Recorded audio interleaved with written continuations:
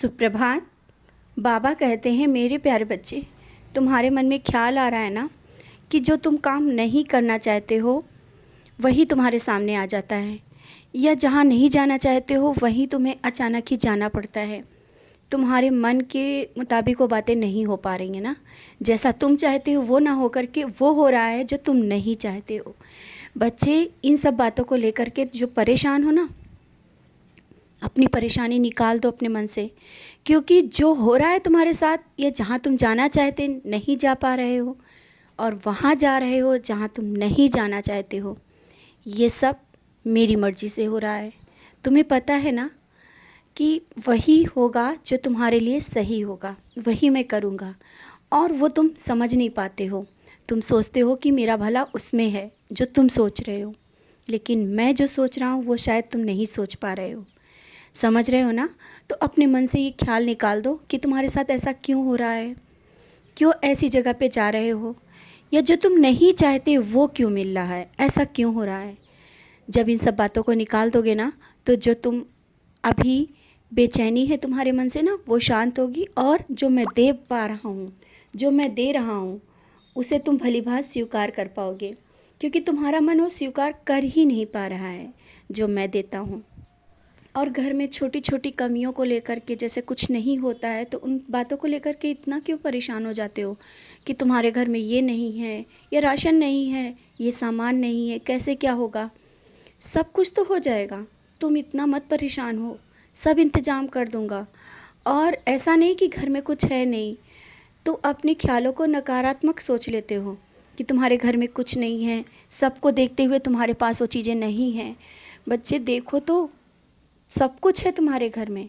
ये मत सोचो कि तुम्हारे घर में कुछ भी नहीं है, जितना लोगों के यहाँ होता है। राशन में भी तुम्हारा मन इस समय बहुत बेचैन होता है ना, कि उस तरह से तुम घर का राशन नहीं भर पा रहे हो, जिस तरह से सबके घरों में भरा जाता है, जिस तरह से सबके घरों में होता है। ये सब विचार कैसे ले आते हो? तुम्हारे खाने में कोई कमी हो रही है, या बच्चों के लिए कोई कमी हो पा रही है, या परिवार में कोई कमी हो रही है? भूखे भी नहीं सो रहे हो, जो तुम चाहते हो वैसा हो रहा है, जो तुम बनाना चाहते हो बना पा रहे हो, जो खाना चाहते हो खा भी पा रहे हो, फिर भी ये सोचते हो कि कहीं ना कहीं तुम्हारे घर में कमी है, आर्थिक रूप से कमियां आ रही हैं, आर्थिक रूप से तुम परेशान हो। बच्चे, जब ये सोचोगे ना कि तुम्हारे पास सब कुछ है, और दूसरे का क्यों देखना, क्यों देखते हो दूसरों का। सब अपने मन के मुताबिक चलते हैं और सबको अपने कर्म के अनुसार मिलता है। आज से अपने मन से ये बातें निकाल दो कि तुम्हारे पास वो चीज़ें नहीं हैं जो किसी के पास हैं। तुम्हारे पास जितनी बरकत हो रही है ना, वो शायद किसी के पास नहीं हो पा रही है।